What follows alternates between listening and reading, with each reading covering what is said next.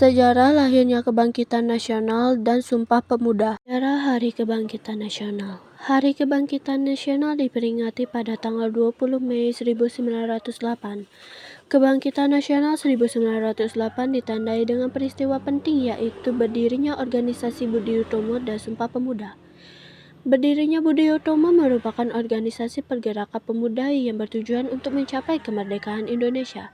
Pencetus Budi Utomo sendiri ialah para pelajar Stovia, yaitu Sutomo, Wahidin Sudirohusodo, Suraji, dan Gunawan Mangunkusumo. Berdirinya Budi Utomo tidak terlepas dari penerapan kebijakan politik etis yang berlaku pada masa pemerintahan kolonial Belanda 1901. Politik etis adalah kebijakan politik balas budi yang mencakup 3 hal, yakni imigrasi, edukasi, dan emigrasi. Lewat politik etis, anggota parlemen Belanda, Konrad Theodor van Deventer, berpandangan bahwa memang sudah seharusnya Belanda berterima kasih kepada rakyat pribumi. Setelah mendengar kampanye yang dilancarkan oleh Wahidin Sudirohusodo, Sutomo tertarik untuk bergabung karena memiliki tujuan yang sama, yaitu mencapai cita-cita bangsa.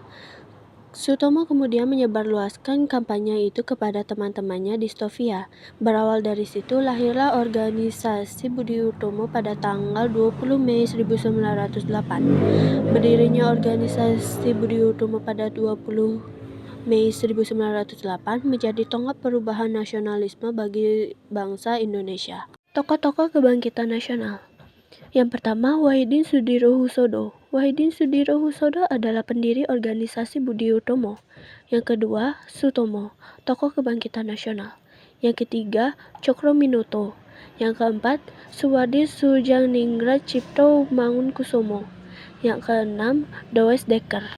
Sejarah Sumpah Pemuda.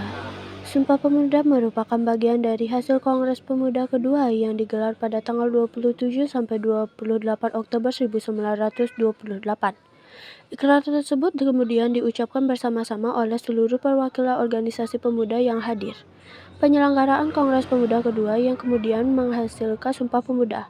Kongres Pemuda I. Kongres Pemuda I dikenal dengan sebutan Head Arstake Indonesia Youth Congress dalam bahasa Indonesia. Sebutan ini berarti kerapatan besar para pemuda Indonesia. Kongres tersebut dicetuskan oleh Perhimpunan Pelajar-Pelajar Indonesia.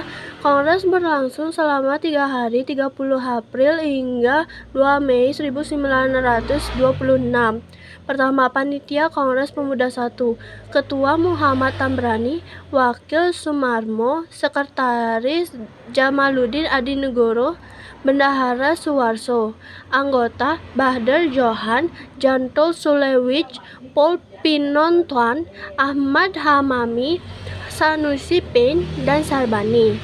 Kedua, Pertemuan Pertama Kongres Pemuda I. Pertemuan pertama Kongres Pemuda I berlangsung di Gedung Free Slog yang kini disebut dengan Gedung Bappenas pada 30 April 1926. Pertemuan itu dipimpin oleh Muhammad Tambrani. Pertemuan itu juga dihadiri oleh masing-masing perwakilan pemuda, mulai dari Jong Jawa, Jong Sumatera Ambon, Jong Ambon, Sekarukun, Jong Islamet Bon, Stunder Minahes Res, Jong Batak Bon, dan pemuda kaum Teosofi. Tujuan pertemuan pertama disampaikan oleh Tambrani, di mana tujuan digelarnya pertemuan itu untuk membangkitkan semangat kerjasama antar perhimpunan Indonesia. Pertemuan Kongres Pemuda I. Tanggal 1 Mei 1926 dilanjutkan pertemuan kedua Kongres Pemuda I yang bertempat di gedung yang sama. Di pertemuan itu hadirin membahas mengenai kedudukan perempuan. Ada 3 pembicara dalam pertemuan itu, yakni Bahdar Johan, Steve Ticha, Lou Adam, dan Jackson Dipura. Tambrani juga menyampaikan bahwa perjuangan bukan hanya bisa dicapai oleh laki-laki saja, tetapi juga perempuan. 4. Pertemuan ketiga Kongres Pemuda I. Kongres Pemuda I di hari ketiga berlangsung pada tanggal 2 Mei 1926.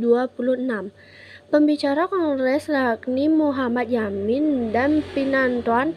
Di pertemuan itu, Muhammad Yamin mengusulkan bahasa Melayu untuk menjadikan bahasa persatuan bahasa Indonesia. Pembahasan juga dilanjutkan dengan pidato Pinantuan yang ingin mewujudkan persatuan dengan menyampingkan agama. 5. Hasil Kongres Pemuda 1. Cita-cita seluruh pemuda Indonesia yakni mewujudkan Indonesia merdeka, mewujudkan persatuan organisasi melalui perkumpulan pemuda, mengakui dan menerima cita-cita persatuan Indonesia. Hal ini bertujuan untuk mencapai kemerdekaan dari penjajah. Kongres Pemuda Kedua. Kongres Pemuda Kedua digelarkan selama 2 hari di 3 tempat yang berbeda, pada tanggal 27 sampai 28 Oktober 1928. Kongres Pemuda Kedua melibatkan lebih dari 700 orang. Yang pertama, Rapat Pertama Kongres Pemuda Kedua. Rapat pertama Kongres Pemuda Kedua digelar pada tanggal 27 Oktober 1928 antara pukul 19.30 hingga 23.30 di Gedung Katolik Jongling Bonn atau Perhimpunan Pemuda Katolik. Gedung itu berlokasi di Jalan Lapangan Banteng. Topik diskusi pada rapat pertama yakni mengenai penggunaan bahasa Melayu sebagai bahasa politik untuk mencapai persatuan.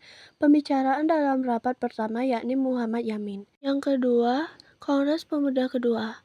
Rapat kedua Kongres Pemuda II bertempat di Gedung Ost-Java Bioskop di Konis Blessing North atau yang kini disebut dengan Jalan Utara, Jakarta Pusat.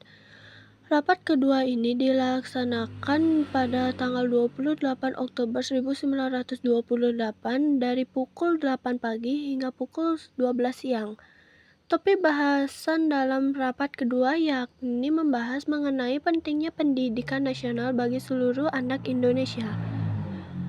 Pembicaraan di rapat kedua yakni Nona Purnomo Wulan, Ki Sahmidi Mangun Sarkoro, Joko Sarwono, dan Ki Hajar Dewantara. Rapat ketiga Kongres Pemuda Kedua. Rapat ketiga Kongres Pemuda Kedua.